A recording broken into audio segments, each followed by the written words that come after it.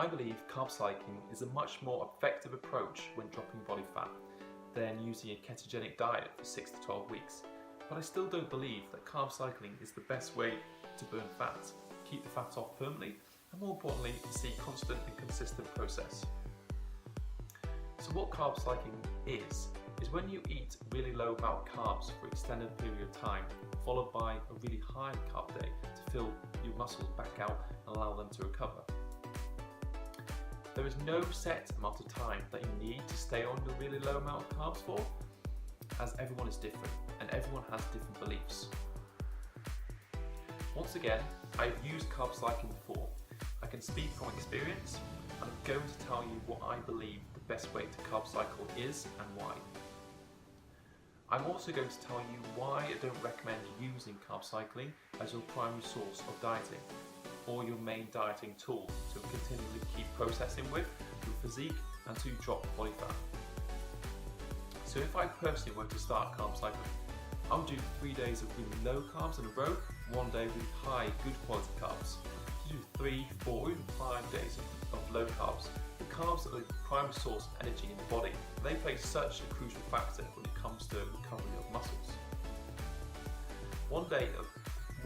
On the 3 days, you're basically zero carbs. You're only getting carbs from the green vegetables. So they are the carbohydrate carbs. You will not have any rice, any sweet potato, any white potato, any pasta, any oats, any bread, anything really. You are just eating lean meat and greens throughout the entire day. Once the 3 days of basic ketogenic dieting or really low carbs have been completed, you have a really high carb day with carbs in every single meal. This is when you add in the oats, your sweet potato, your white rice in large amounts to fill back out and recover. So 3 days of close to zero carbs, and 1 day of anywhere from around 300 grams of carbs for a female and around 500 to 600 grams of carbs for a male. Once you complete the process, you start it all over again. 3 days of low carbs, 1 day of high carbs. 3 days of low, 1 day of high. All the way through to however long you want to carb cycle for. A lot of people like to carb cycle year round because it does logically make sense to me. It can be a good way to lose fat, but there is just 1 or 2 things that put me off carb cycling, which I'm going to get to soon. So the way carb cycling works on the body and the way you lose fat from carb cycling is in the 3 days you are eating very low carbs, you're obviously going to be losing a very good amount of fat. On the 3 low carb day, you won't have much energy at all, nor will your recovery from the workouts be any good, but you still will lose a good amount of fat. Then on the high carb day, you allow your muscles to fill back out and recover properly. Because your muscles are all broken down from the 3 days of working out with no carbs, when you get to your high carb day, you are not going to put any fats on, you're just going to fill it back out. All the nutritions from the carbs on the high carb day are going to be sucked into the muscles all over the body, and the carbs will be fully absorbed. Nothing is going to spill over as fat, which is a very good thing. The high carb day is basically just as a day for pure recovery. Then you start the process again. 3 days of low carbs where you will drop fat for 3 days, then you have a high carb day and then you fill back out and recover. We'll keep repeating this process for as long as you feel the need. Carb cycling actually is a very good way to drop fat, but there are 3 main reasons why I wouldn't carb cycle again and like to do a proper 16-week cut, doing though the correct process. If you guys have watched my videos on how to lose fat through food and ketogenic diets, you will know how important it is. I believe it is so always have carbs post-workout. It is a must. The reason I believe it is so important is because when you are doing weight training 5 or 6 days a week, you are constantly breaking your muscles down and basically ripping them apart in the gym. You then eat your protein, carbs and fats, and your muscles build back bigger and stronger without consuming any carbs for an extended period of time. In this case, you are only eating carbs 2 out of every 8 days, and your muscles are not going to recover. It is just not going to happen. If you really wanted carb cycling to work for you, you could add in some carbs post-workout on the low carb days, but then the chances of you putting on the fat a lot higher on your high carb days. If you do not put on fat on the high carb days, you are just going to put on the same, and you are actually not going to get any leaner from this process. So for carb cycling to actually work, you cannot have the carbs post-workout, and it's basically a zero carb day. Your muscles are not going to stay broken down, and they are not going to build back bigger and stronger.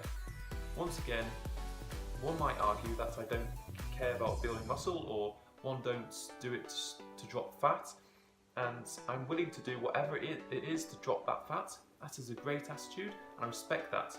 But by not consuming carbs post-workout obviously means your muscles will not recover at all.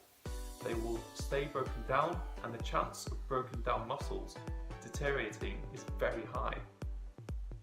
If you don't recover and your muscles don't repair, you will lose muscle. Losing muscle is the absolute worst possible scenario on a diet to drop fat. You don't spend hours in the gym, days of dieting, money on supplements to be going backwards. It won't happen in the first 2 or 3, but after 8 to 16 weeks with no carbs post-workout, it will happen eventually. Even though your goal may be to drop fat, if you drop fat and eventually have no muscle underneath, and your body is no shape at all, you are going to stay fat. You will be a smaller version of what you are, but without muscle, you will just be skinny, fat, and that is not what you want. You must always have carbs post-workout, no matter what. I find with carb cycling, it is not the most effective way to drop fat. And if you carb cycle for 16 weeks and compare the results to planning out a proper 16-week cut, gradually cutting your carbs and increasing your cardio, the difference in the end result would be huge. The chances of building muscle on a carb cycling diet is basically zero.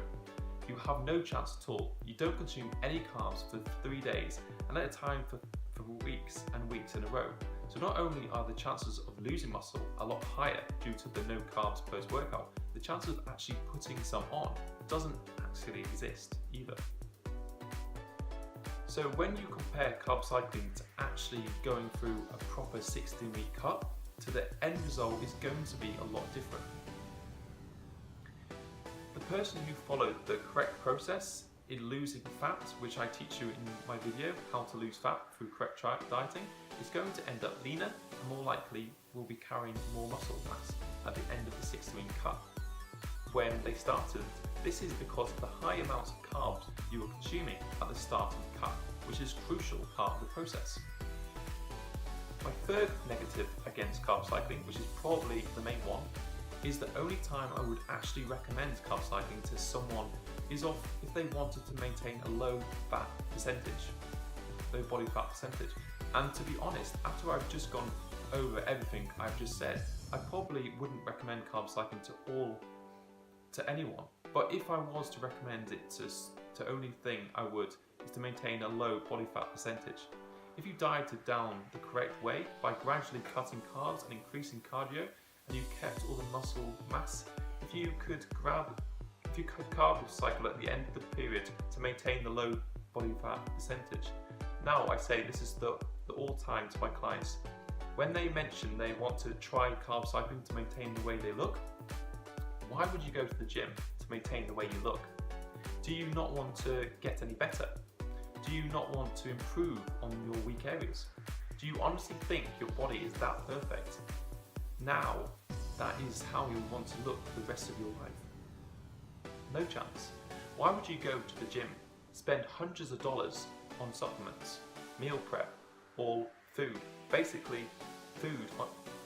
work your ass off to look exactly the same to what you are now. Why would you, or anyone in general, ever go through maintenance period? You wouldn't. Why go to the gym to improve, not maintain? The reason I love bodybuilding and I am so addicted to this sport, and even though I don't compete, basically the journey never ends. There is no perfect physique. There is no end result. You have the rest of your life to build and shape and mold your body into what you believe perfect physique is. I personally like to have a massive shoulders, and wide like tapes in the tiny waist and huge legs. To me, that is very visualist painting and exactly what I want to look. Not once have I ever stood in front of the mirror and gone, I'm done. I have it. My body's perfect. I'm never going to look. It's never going to happen. And to me, it's never going to happen to you. It's never going to happen to anyone because there is always room for improvement. So when someone says to me they want to maintain the way they look, I always talk them out of it because that is how they get complacent and that is how they lose motivation with your training because you are going to the gym to look the same, which is a massive waste of time. Carb cycling does work. You can lose fat through the process, but you can also lose muscle as well if you get it wrong. I would never run the risk of not consuming any carbs post-workout for multiple days in a row, nor would I ever go to the gym to look exactly the same as I do now. I always want to be better. I always am looking to improve and take not my physique, but also my life in general to the next level. One of my favourite things I heard from one of my idols, Tony Robbins, and something I literally live my life by, is to raise my standards. Why settle for average? Why not aim to be the absolute best of everything you do? Why not live life to the absolute fullest and full on give everything you have to everything you do? Why are all capable of amazing things? We're all capable of amazing things. We all have incredible talents. It really just comes down to the standards you set yourself and how hard you are prepared to work to get to where you want to be. Put in the hard work and you will be rewarded every time.